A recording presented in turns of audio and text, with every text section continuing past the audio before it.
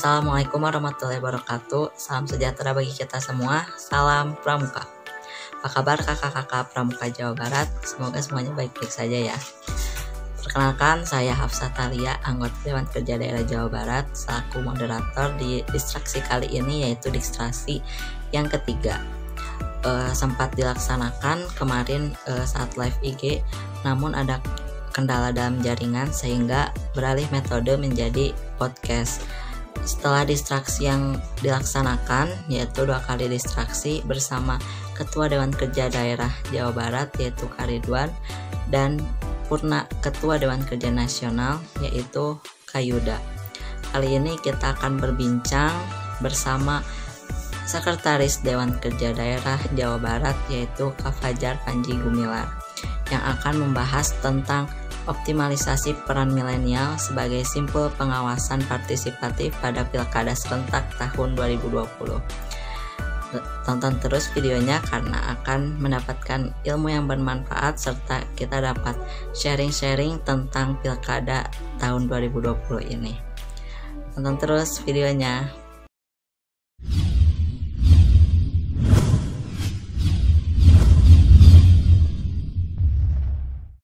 Assalamualaikum warahmatullahi wabarakatuh. Alhamdulillah kali ini distraksi yang ketiga, yang kemarin seharusnya lewat live tapi ada beberapa kendala sehingga harus diubah metodenya menjadi ke podcast begitu. Nah, kali ini kita akan membahas tentang optimalisasi peran milenial sebagai simpul pengawasan partisipatif pada Pilkada serentak tahun 2020. Kali ini saya Hafsah Thalia selaku moderator, tidak sendiri, melainkan ada narasumber yang sangat menginspirasi, yaitu Kak Fajar Panji Gumilar selaku Sekretaris Dewan Kerja Daerah Jawa Barat. Assalamualaikum Kak, bagaimana kabarnya Kak?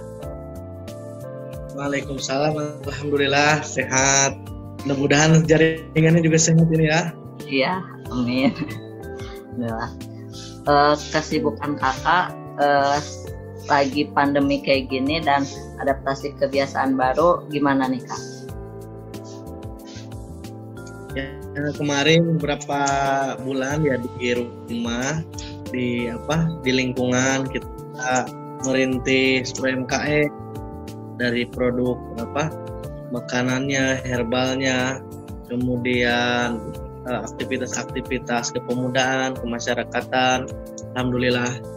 Jadi lockdown juga dimaknai sebagai cara kita untuk lebih dekat dengan masyarakat lah, kira-kira begitu. Kalau sekarang sudah agak aktivitas seperti biasa begitu, sudah normal baru atau adaptasi kebiasaan baru lah. Tetap berkarya ya Kak, jadi tetap ada kerjaannya gitu ya Kak. Nah, terkait solusinya yang dipikirkan, jangan melulu soal pandeminya begitu. Ya betul Kak. Nah, tahun 2020 ini Kak kan akan ada Pilkada serentak. Nah, yang awalnya akan dilaksanakan pada bulan September. Namun karena adanya pandemi COVID ini ditunda menjadi bulan Desember gitu ya Kak. Nah, ini tuh Pilkada yang tahun ini lebih besar dari yang sebelum-sebelumnya karena Pilkada serentak ini ada 270 daerah yang melaksanakan. Di antaranya itu 9 provinsi, 224 kabupaten dan 37 kota begitu. Nah, salah satunya itu di Provinsi Jawa Barat sendiri nih Kak. Dari Jawa Barat ini kita ada 8 kabupaten dan kota ya Kak. Nah, apalagi di Jawa Barat kita pramuka penegak dan pandeganya itu banyak gitu ya Kak. Itu kan sebagai generasi milenial juga. Para pramuka penegak dan pandega ini bagaimana Kak menyikapi Pilkada serentak yang akan dilaksanakan Desember mendatang? Ya, terima kasih Kak Hafsah. Ini sangat menarik pertanyaan di awal yang harus dijawab secara komprehensif begitu. Pertama, saya juga mungkin di antara kawan-kawan juga nanti akan ada yang bertanya, kapasitas saya yang membicarakan mengenai pilkada di ekstraksi volume ketiga ini. Yang harus diketahui barangkali bagi kawan-kawan yang belum mengetahui, jadi saya sebagai hari ini kapasitasnya sebagai unsur Pinsaka Adesta Pemilu Jawa Barat, juga mungkin sebagai salah satu yang ikut merintis begitu lahirnya Saka Adesta di Jawa Barat yang menjadi pionir di Indonesia. Kemudian aktivitas sehari-hari juga saya sebagai penggiat demokrasi lah begitu di salah satu penyelenggara pemilu di Kabupaten di Jawa Barat. Nah, sehingga di antara kawan-kawan juga sering menanyakan bagaimana pilkada di tengah pandemi ini. Seperti yang Kak Moderator sampaikan, yang awalnya direncanakan September 2020 ini, tetapi karena pandemi yang belum mereda itu diundur menjadi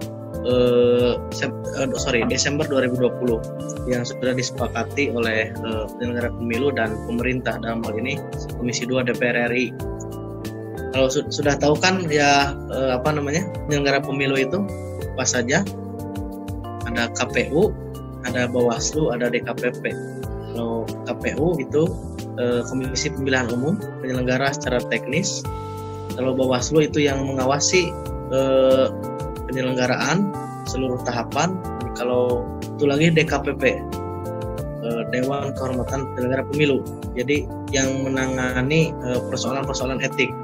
Kalau kita analogikan seperti militer, KPU itu polisi misal, Bawaslu itu TNI, DKPP-nya itu polisi militer. Kira-kira begitu. Koreksi saya kalau salah. Nah, menyikapi pandemi karena pemilihan kepala daerah ini juga serentak ya, wabil khusus di Jawa Barat ada 8 kabupaten kota, mulai dari Depok, Kabupaten Cianjur, Kabupaten Sukabumi, Kabupaten Bandung, Kabupaten Karawang, Kabupaten Indramayu, Kabupaten Tasikmalaya, dan Kabupaten Pangandaran. Ini juga sebuah kontestasi pemilihan yang sangat penting untuk memilih kepala daerah. Artinya secara kualitas, meskipun di tengah pandemi dengan segala keterbatasan, tidak boleh menurunkan kualitas pemilihan tersebut supaya menghasilkan pemimpin yang diharapkan. Nah, kita berbicara angka terlebih dahulu. Nah, di Jawa Barat ini 2019 kemarin pada pemilihan umum ada 33 juta pemilih atau yang disebut dengan DPT. Setiap bulan itu ada pemutakhiran daftar pemilih oleh KPU itu. Saya tidak tahu kalau tahun pemilihan kepala daerah ini bertambah lagi. Tapi juga itu kan seluruh kabupaten kota yang 33 juta itu. Kalau yang 8 saya belum menghitung. Nah, maksud saya ini kalau potensi penegak pandega di Jawa Barat ini kan ada 1,2 juta kurang lebih. Saya melihat data yang dirilis oleh Wardah pada Rakerda 2019 akhir kemarin, ada 1,2 juta penegak pandega yang secara rentan usia itu 16 sampai 26. Artinya bisa diasumsikan 1, sekian juta itu sebagai pemilih pemula. Nah, kalau sebaran di 8 kabupaten kota yang pilkada itu, saya menghitung ada sekitar 430.000 penegak pandega. Nah, ini yang kemudian menjadi concern sebagai simpul pengawasan tadi yang saya katakan. Nah, simpul yang seperti apa? Nah, jadi kalau kita kan ada secara struktur, kuartir juga itu kan legal sebagai gerakan pramuka. Nah, ada juga yang bisa menjadikan penguat karena kan sudah dirintis Saka Adesta Pemilu di tingkat kabupaten kota, khususnya yang pilkada. Itu bisa difungsikan sebagai pemantau pemilu yang ikut berpartisipasi dalam pengawasan partisipatif, mengawasi seluruh tahapan, bisa didaftarkan sebagai pemantau. Itu yang terorganisir. Nah, secara individu juga sah-sah saja, karena yang mengawasi penyelenggaraan pemilu, kalaupun nanti tahu aturannya, ada melaporkan pelanggaran misal, sah-sah saja sebagai warga negara. Kalaupun mau terorganisir melalui Saka Adiasta, itu silakan bisa mendaftarkan diri sebagai pemantau atas nama lembaga Saka Adiasta Pemilu. Nah, seperti apa kinerjanya? Jadi nanti kakak-kakak bisa, kan sudah biasalah ya membaca aturan-aturan mengenai pilkada. Ada Undang-Undang Nomor 10 Tahun 2016 tentang pilkada. Meskipun sekarang ada RUU yang secara komprehensif sedang disusun untuk mengatasi pandemi ini, mengganti tahapan, tetapi paling tidak bisa dibaca PKPU, Perbawaslu dan sebagainya yang sudah lebih dulu dibuat, kurang lebih tidak akan terlalu jauh. Nah, itu bisa dilakukan pengawasan selama tahapan sekarang nih. Sekarang masih tahapan coklit kalau tidak salah, pemutakhiran daftar pemilih. Nanti ada pemenuhan persyaratan calon, pendaftaran calon, tahapan kampanye, pemungutan dan penghitungan suara, sampai kepada penyelesaian sengketa pemilihan kalau ada, sampai ke penetapan. Teman-teman bisa mengoptimalkan peran dan fungsinya sebagai pengawas partisipatif, karena tahu aturan-aturannya, bagaimana kampanye yang dibenarkan, yang tidak dibenarkan, kemudian melawan isu-isu sara, money politik, netralitas ASN dan sebagainya. Terus sebagai kaum intelektual kita mesti mengetahui rambu-rambu yang seharusnya. Nah, itu menurut saya yang harus disikapi. Selain itu juga di tataran penyelenggara pemilu, kalau masih sempat ya, saya tidak melihat London, tahapannya kan sekarang masih coklit ya. Kalau di tataran lembaga permanen dari RI, provinsi, kabupaten memang sudah tidak ada lowongan untuk tenaga penyelenggara begitu. Tapi tingkat kecamatan juga sepertinya sudah selesai, baik itu di underbawnya Bawaslu maupun KPU sepertinya sudah selesai. Belum tahu kalau di tingkat desa. Kalau di tingkat desa kan ada, kalau yang di struktur KPU ada panitia pemungutan suara atau PPS, ke bawahnya ada KPPS, kelompok penyelenggara pemungutan suara. Kalau di Bawaslu-nya ada pengawas kelurahan desa, kemudian di bawahnya ada pengawas TPS. Kalau masih sempat itu juga bisa kalau terlibat sebagai penyelenggara. Nah, itu yang saya kira untuk menyikapi pandemi ini sebagai simpul pengawasan partisipatif, melihat data tadi yang cukup besar di 8 kabupaten kota yang tersebar pilkada itu. Data terakhir kemarin di Rakerda ada 1,2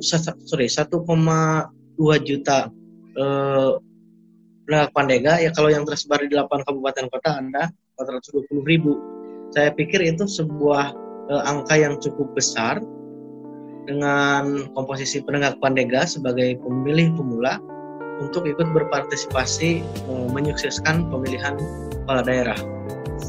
Itu yang pertama barangkali Kak. Ya, terima kasih Kak Fajar.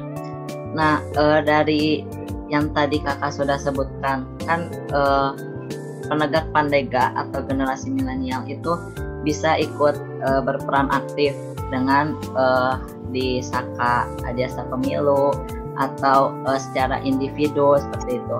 Nah, namun kalau menyinggung yang dari pembentukan panitia pemilihan kecamatan itu kan sudah selesai. Kalau misalnya masuk ke yang desa, Kak, apakah sebagai pramuka bisa ikut serta langsung ke desa atau harus memiliki kelompok kecil atau seperti apa, Kak? Kalau untuk sampai ke tataran desa, jadi lebih baik persebarannya sesuai dengan domisili saja supaya tidak canggung dan tidak ribet lah begitu. Karena kalau untuk memantau memang sah-sah saja di mana saja begitu, asal ada legalitas telah terdaftar di KPU, diketahui Bawaslu di tingkat kabupaten.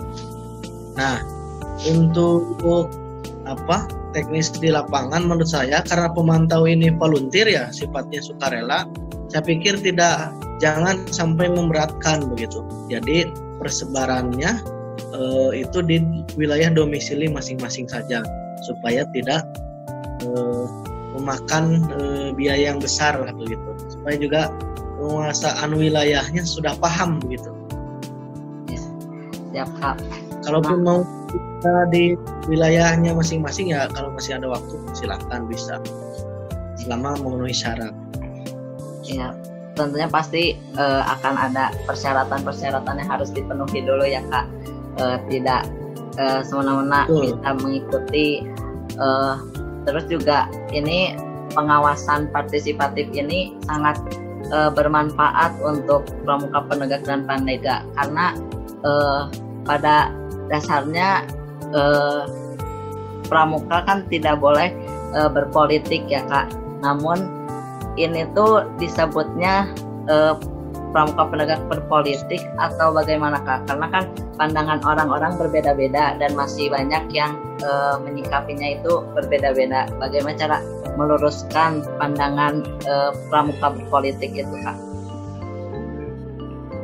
Ya, ini juga pertanyaan yang sangat kritis menurut saya, karena pramuka ini juga di tataran kuartir di level manapun, mulai dari kuartir nasional sampai kuartir ranting, itu tidak lepas dari pusaran kekuasaan yang tentu di dalamnya adalah pejabat-pejabat politik begitu.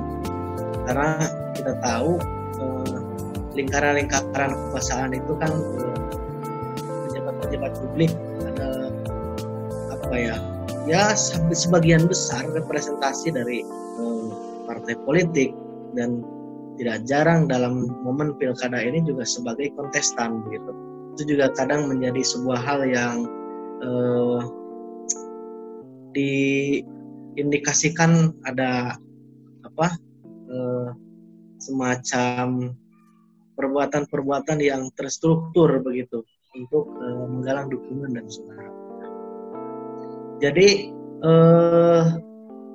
gerakan pramuka memang, saya tadi kali lagi ya, memang tidak lepas dari peran sentral orang-orang politik sebagai pemangku kebijakan, supaya juga dalam berbagai hal terus punya power untuk menggerakkan kegiatan kepramukaan dari sisi finansial, dari sisi will, dari sisi birokrasi dan sebagainya. Nah, kalaupun diindikasikan disebut kampanye dan sebagainya, berpihak, ya itu kan sah-sah saja selama kita tidak melakukan yang disangkakan. Kalaupun kita betul-betul sebagai pemantau, kan jelas seragamnya adalah pramuka, surat tugasnya adalah dari Saka dan sebagainya. Kalau untuk berpolitik kan beda lagi halnya. Jadi teman-teman mungkin nanti juga akan ada yang mengajak menjadi relawan, tim sukses dan sebagainya.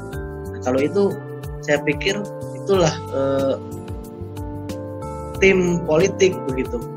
Kalau untuk Saka Adiasta ataupun pemantau yang dikoordinir itu ya berseragam pramuka dan harus jelas begitu.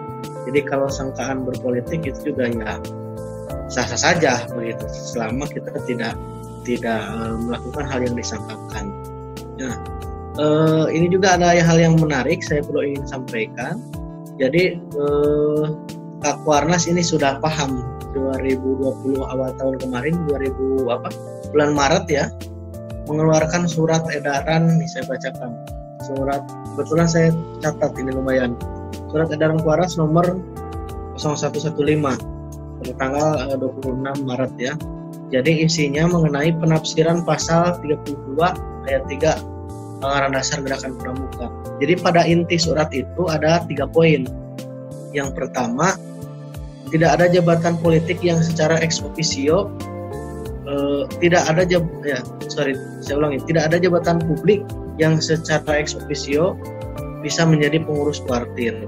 Nah, itu yang pertama. Yang kedua, pengurusan kuartir tidak boleh dijabat oleh pejabat publik ex officio. Nah, yang ketiga, rangkap jabatan mabi dan ketua kuartir harusnya selalu dihindari. Nah, saya menangkap, ya ini mungkin tafsiran bebasnya. Jadi Kak Kuarnas ini juga bersikap begitu. Jadi poin yang pertama tadi misalnya tidak ada jabatan publik di kuartir yang diraih secara ex officio. Misal begini, presiden kan otomatis Kak Mabinas, kemudian gubernur otomatis Kak Mabida, bupati otomatis Kak bupati, wali kota otomatis Kak Mabicab, Pak Camat otomatis Mabiran. Nah, itu kan secara ex officio sebagai mabi. Tetapi jabatan ketua kuartir itu tidak boleh ex officio, tetapi harus melalui musyawarah. Nah, kemudian poin yang kedua, harusnya dihindari itu begitu. Jadi kalau presiden idealnya tidak boleh jadi ketua Kuarnas karena sudah otomatis ketua Mabinas. Gubernur juga idealnya tidak boleh menjadi ketua Kuarda karena otomatis sebagai Mabida. Bupati wali kota idealnya tidak boleh jadi ketua Kuarcap karena ex officio sebagai ketua Mabicam. Pak Camat juga sama, otomatis menjadi Mabiran. Itu bahasnya tidak boleh. Nah, yang ke poin ketiga, bahwa rangkap jabatan antara ketua Mabi dan ketua kuartir itu harusnya selalu dihindari. Nah, ini juga arahnya sudah jelas ya, sekali lagi ditafsirkan, kalau ditafsirkan secara bebas ini supaya menghindari lingkaran-lingkaran politik ini supaya dipisahkan antara Mabi dan ketua kuartir supaya ada pemisahan lah begitu kira-kira. Meskipun secara hukum ini masih debatable. Nah, saya pikir ini juga untuk membiaskan pramuka supaya pramuka ini tidak terlalu kentara dengan politiknya. Karena kalau bupati, wali kota, misalnya gubernur, presiden sebagai ketua kuartir, itu penetrasi ke bawah akan sangat kuat untuk berbagai kebijakan. Nah, juga mungkin jawaban bisa jadi jawaban dari pertanyaan yang Kak Hafsah tadi melakukan. Ya. Begitu Kak ya? Ya, terima kasih Kak. Sangat jelas ya. Jadi pramuka mengawasi pilkada ini belum tentu berpolitik yang artinya di politik-politik yang di luar sana ya Kak. Karena kita memiliki organisasi, jadi ada acuan dan aturannya sendiri seperti yang tadi kakak sudah bicarakan. Nah, balik lagi Kak ke yang pilkada serentak ini. Pilkada ini kan harus berjalan secara demokratis, luber dan jurdil ya Kak. Ditambah lagi sekarang lagi pandemi, berarti ditambah dengan protokol kesehatannya gitu. Terus juga berbicara demokratis dan luber dan jurdil ini tidak menutup kemungkinan juga bahwasannya masih banyak di pilkada-pilkada yang melanggar aturan yang sudah ada. Sebagai pramuka, anak pramuka gitu, pramuka penegak dan pandega, bagaimana kita melihat dan menyikapi para pelanggar pilkada ini, terus pilkada yang benar dan baik itu seperti apa Kak? Ya, ini juga keren-keren nih pertanyaannya. Nah, memang ini perlu keberanian dan pengetahuan yang memadai. Jadi sebagai kaum intelek, gerakan pramuka, karena kan penegak pandega ini kalau secara pendidikan usia SMA sederajat dan perguruan tinggi, sehingga daya kritis dan daya berpikirnya ya dikategorikan kaum intelek lah. Harus banyak membaca, harus banyak mengupdate aturan perundang-undangan yang sedang berlaku mengenai pemilihan kepala daerah atau pemiluan apa. Turunannya ada peraturan KPU, ada peraturan Bawaslu. Jadi sudah jelas di sana seluruh tanggapan utamanya kampanye lah sampai pemilihan, sampai pemungutan suara itu mesti dikuasai betul-betul. Jadi ketika ada hal-hal yang menyimpang itu bisa kita kalau bisa secara preventif, jadi dampaknya tidak terlalu besar di masyarakat. Ya kalau tidak bisa, kita bisa melaporkan ke pengawas pemilihan di level kita, misal ada di tingkat pengawas TPS atau pengawas kelurahan desa atau panitia pengawas kecamatan dan level-level lainnya. Nah itu juga harus dipahami oleh kakak-kakak sekalian. Jadi kalau dalam pemilu itu ada temuan, ada laporan untuk menindak pelanggaran dalam pelaksanaan kampanye itu misalnya.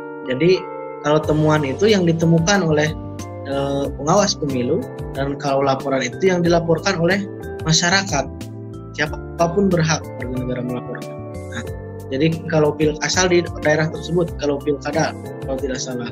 Nah, jadi karena sumber daya SDM-nya terbatas, pengawas pemilu ini, inilah yang disebut pengawasan partisipatif. Masyarakat itu berpartisipasi dalam mengawasi penyelenggaraan pemilu. Jadi peran-peran milenial inilah, peran-peran penegak inilah yang diharapkan oleh para penyelenggara pemilu ikut berpartisipasi dalam mengawasi. Nah, syaratnya apa tadi? Memahami seluruh aturan yang ada. Meskipun agak banyak, tetapi paling tidak secara garis besar dipahami. Ya, kira-kira begitu, Kak.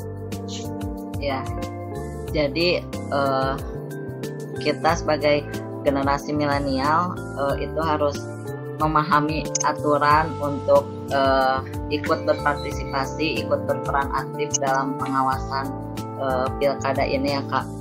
Terus juga dalam pilkada ini pramuka bisa mengikuti pengawasannya secara individu, terus juga di Sakadiasta Pemilu juga. Nah,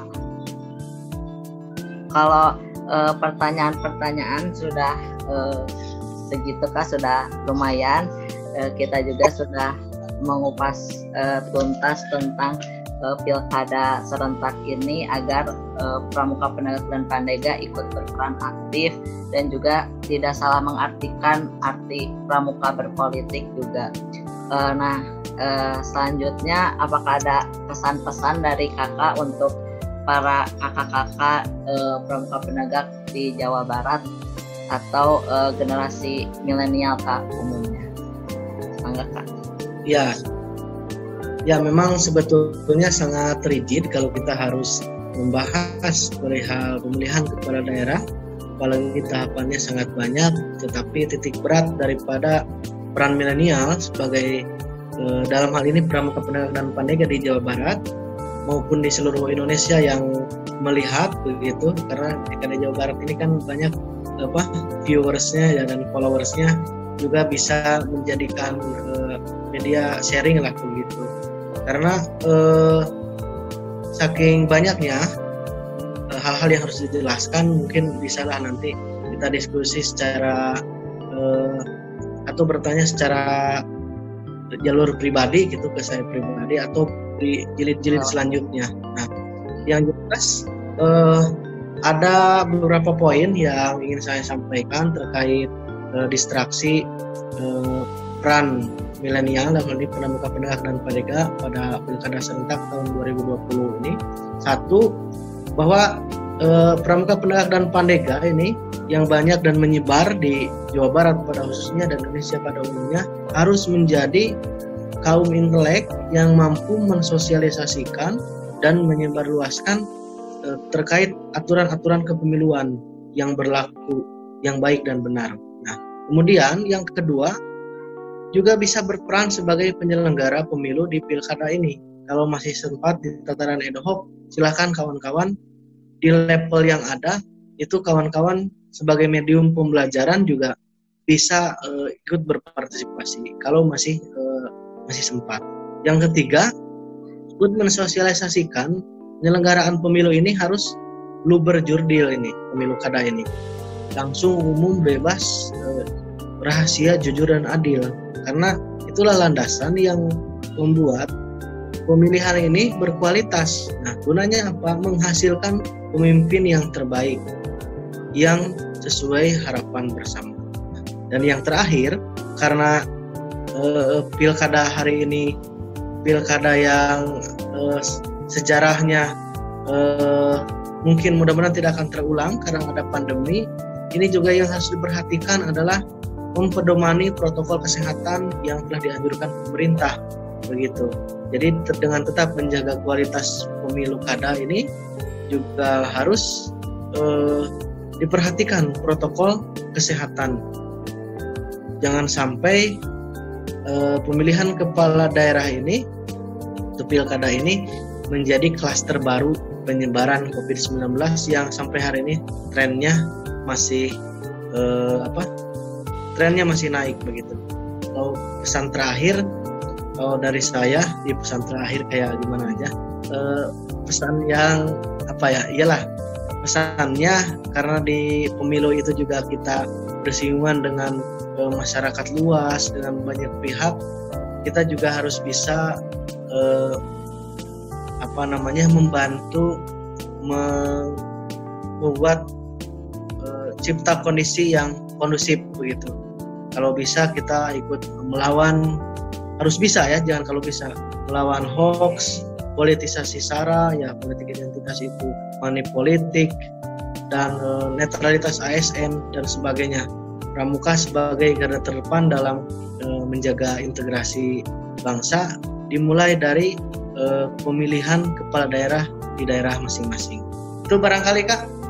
Ya, terima kasih Kak Fajar.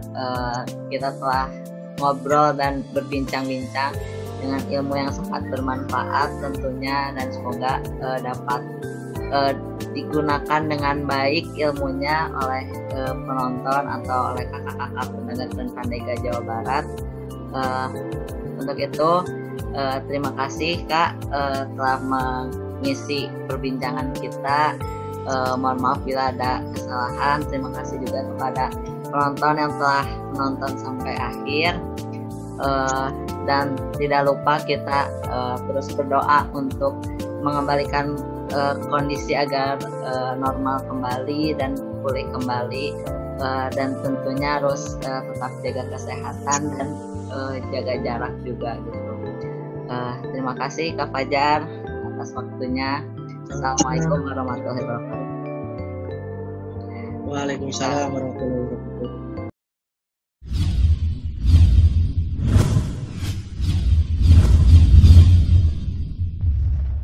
Ya, selesai sudah perbincangan kita kali ini tentang pengawasan partisipatif pada Pilkada serentak tahun 2020.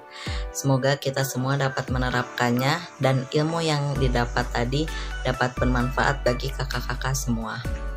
Tunggu diskusi keempat selanjutnya dan tetap pantengin terus media sosial Dewan Kerja Daerah Jawa Barat.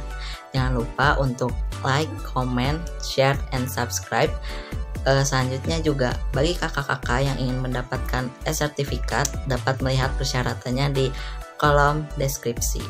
Seperti itu. Terima kasih. Wassalamualaikum warahmatullahi wabarakatuh. Salam Pramuka.